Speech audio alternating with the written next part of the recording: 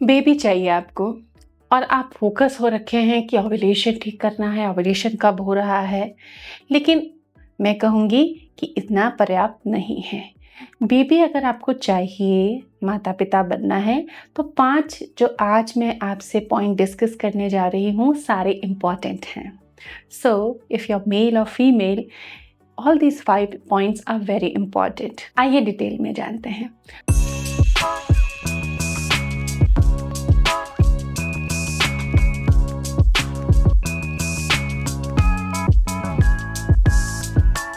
स्वागत है आपका प्रेरणास फर्टिलिटी केयर में। चैनल की मेंबर्स कम्युनिटी बहुत एक्टिव है और बहुत बेहतरीन नतीजे लोगों को मिल रहे हैं। आप भी उसका हिस्सा बन सकते हैं। साथ ही डिस्क्रिप्शन बॉक्स में डिजिटल बुक्स आप लोगों के लिए अवेलेबल हैं। आप उनका फ़ायदा उठाएं, अपनी बेबी प्लानिंग जर्नी को ईजी बनाएं। Welcome again. सो मैं किन 5 पॉइंट्स की बात कर रही हूँ जो बेबी प्लानिंग के लिए आपको ठीक करने पड़ेंगे। अगर आप इनको ठीक नहीं कर रहे हैं, देन बेबी प्लानिंग में देरी या असफलता आपको होती है। और यही चीज़ें हैं जो हम मेहनत नहीं करते और हम मेडिकल ट्रीटमेंट लेना चाहते हैं, शॉर्टकट जाना चाहते हैं। तो आज के वीडियो में डेफिनेटली वो लोग बने रहेंगे जिनका सपना है नेचुरली कंसीव करना और जो चाहते हैं कि बॉडी भी अच्छी रहे, फिटनेस भी चाहते हैं। तो आइए इन चीज़ों को समझते हैं, वो क्या है, इनको डिटेल में जानते हैं। तो सबसे पहली चीज़ है मेटाबॉलिज्म। देखिए, अगर मेटाबॉलिज्म ठीक नहीं है ना, तो हार्मोन्स आपके ठीक नहीं रह सकते हैं। एस्ट्रोजन मेटाबॉलिज्म ठीक नहीं रहेगा, लीवर फंक्शन ठीक नहीं रहेगा, तो आपके हार्मोन बैलेंस नहीं रह पाएंगे। सो मेटाबॉलिज्म बहुत ज़रूरी चीज़ है। अब मेटाबॉलिज्म कैसे ठीक करोगे? ये कौन सा नया साइंस आ गया बेबी प्लानिंग में? आइए बताती हूँ सरल तरीके से कैसे ठीक करना है। मेटाबॉलिज्म स्टेबल नहीं है, इसका पता लगता है आपके शरीर पे, पेट पे चर्बी से। तो अगर आपके बॉडी पे चर्बी ज़्यादा है, यानी कि फैट परसेंटेज ज़्यादा है, तो आपको मेटाबॉलिज्म ठीक करना होगा, क्योंकि इससे इंसुलिन रेजिस्टेंस होता है, पीएमओएस की प्रॉब्लम होती है, एग क्वालिटी पुअर होती है और हार्मोन इम्बैलेंस होता है। तो उसको ठीक करने के लिए हर मेजर 3 बड़े मील हम लेते हैं, नाश्ता, दोपहर का और रात का खाना। उसमें आप अच्छी मात्रा में प्रोटीन शामिल कीजिए। रिफाइंड कार्बोहाइड्रेट्स, आजकल तो कई आटे भी कुछ ब्रांड ऐसे आते हैं जो लगता है कि मैदे के ही भाई बहन हैं। तो कोशिश कीजिए कि थोड़ा उसमें बेसन वगैरह कुछ ऐड ऑन कीजिए ताकि उसका ग्लाइसेमिक इंडेक्स लो आ सके और थोड़ा न्यूट्रिशन ऐड हो सके उसमें।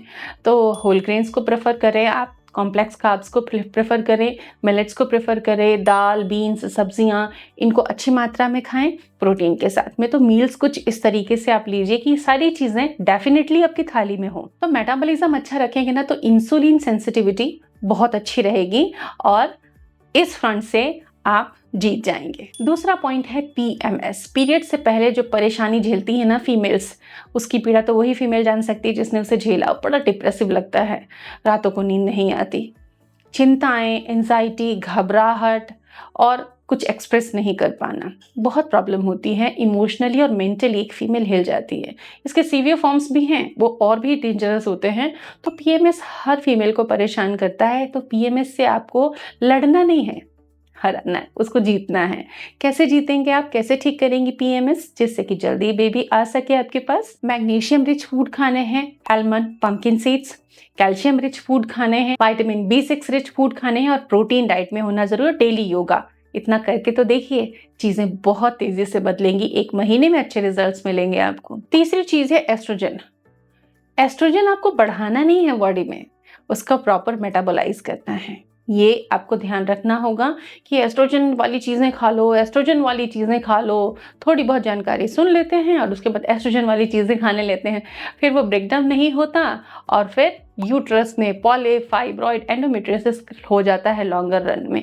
कभी सोशल मीडिया पे देख के सोए ही सोए खाए जाते हैं। फर्टिलिटी जर्नी में सोए ज़्यादा यूजफुल नहीं है, सेलेक्टिवली हम देते हैं बहुत कम लोगों को। इसीलिए एस्ट्रोजन ब्रेकडाउन होना इंपॉर्टेंट है। तो क्या करना होगा आपको इसके लिए, एस्ट्रोजन बैलेंस रह सके उसके लिए? तो इसका एक साइकिल है। जैसे कि जो एस्ट्रोजन होता है, लीवर मेटाबॉलिज्म में ब्रेकडाउन होता है, फिर वो गट में जाता है और फिर वहां से वो एलिमिनेट एलिमिनेट होता है। तो यहाँ आपका लीवर फंक्शन अच्छा होना चाहिए। एसिडिटी, गैस, ब्लोटिंग, कॉन्स्टिपेशन आपको नहीं होना चाहिए। और इस पे मेरा प्रीवियस वीडियो आप देख सकते हैं डाइजेस्टिव इशू के ऊपर और उसके सोल्यूशन के ऊपर। सिंपल कुछ चीज़ें हैं कि आप क्रूसीफेरस वेजिटेबल्स ज़्यादा मात्रा में खाइए, कच्ची नहीं, बिल्कुल सैलेड के तौर पे नहीं, पकाकर उनको आपको खाना है। पका हुआ भी सैलेड आप खा सकते हैं। तो पत्ता गोभी, फूल गोभी, ब्रोकली, इनका आप इस्तेमाल भरपूर मात्रा में कीजिए जिससे कि लीवर थोड़ा ठीक हो सके। लीवर ठीक करने के लिए और भी बहुत ज़रूरी चीज़ें हैं और प्रेरणास डाइट क्लिनिक जो मेरा अनदर चैनल है उस पर मैंने लीवर से संबंधित खूब सारी इन्फॉर्मेशन दी है वीडियो और शॉर्ट्स वीडियोज़ में, सो आप देख सकते हैं। प्रोजेस्टेरोन, इसको मैं कहती हूँ ओव्यूलेशन के बाद का हार्मोन, क्योंकि टेक्निकल टर्म्स हर किसी को समझ में नहीं आता। तो ओव्यूलेशन के बाद में आपके बॉडी में एक हार्मोन बढ़ता है और वो बेबी प्लानिंग के लिए ज़रूरी है, सेफ इम्प्लांटेशन के लिए, सक्सेस के लिए ज़रूरी है, वो है प्रोजेस्टेरोन। ये नहीं बनता तो पीएमएस होता है, साइकिल्स गड़बड़ होती हैं। प्रोजेस्टेरोन कैसे बढ़ा है? तो सबसे पहली चीज़ है पूरी नींद लेकर। नींद नहीं लेते हैं ना जब आप, तो प्रोजेस्टेरोन धीरे से घटने लग जाता है, धीरे से सरकती है खिड़की और प्रोजेस्टेरोन घटना चालू होता है। विटामिन B6, जिंक, मैग्नीशियम और पर्याप्त जो डाइटरी प्रोटीन होता है जो खाने में लेते हैं हम, उनसे ये ठीक बनता है। अगर आपको ओव्यूलेशन हो गया है तो ओव्यूलेशन के बाद जो कॉर्पस ल्यूटियम बचती है वो रिलीज करती है प्रोजेस्टेरोन को। लेकिन स्ट्रेसफुल लाइफ, कम नींद लेना, भागदौड़ भरी जिंदगी जीना, रिलैक्सेशन नहीं होने से ये ब्रेक डाउन हो जाता है। एकदम एड्रीनल ग्लैंड्स को आप हाई पे रखते हैं तभी प्रोजेस्टेरोन ब्रेक डाउन होता है। तो फियर फाइट मोड से बाहर आइए, रिलैक्स्ड रहिए, अच्छे न्यूट्रिशन लीजिए, जैसा कहा है, प्रोजेस्टेरोन बैलेंस रहेगा।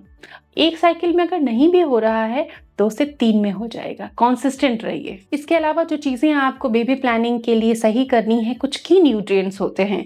आयरन कम है तो फर्टिलिटी जर्नी डिफिकल्ट हो जाए क्योंकि ओव्यूलेशन नहीं होगा, एग अच्छी क्वालिटी के नहीं बनेंगे। B12 डेफिशिएंसी है तो आयरन डेफिशिएंसी भी इससे लिंक होती है क्योंकि B12 भी एक रीज़न है लो आयरन का बॉडी में।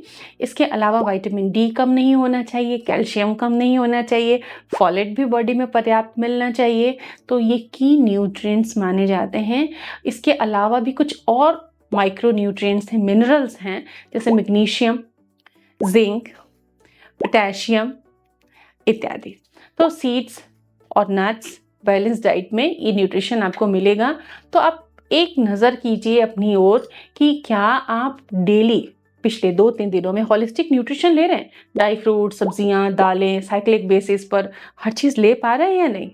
यही मेहनत करनी है आपको। बेबी पाना बहुत आसान है लेकिन कोशिश पूरी लगन से हर दिन करनी पड़ती है। ट्राई कीजिए, आपको सफलता ज़रूर मिलेगी। All the best.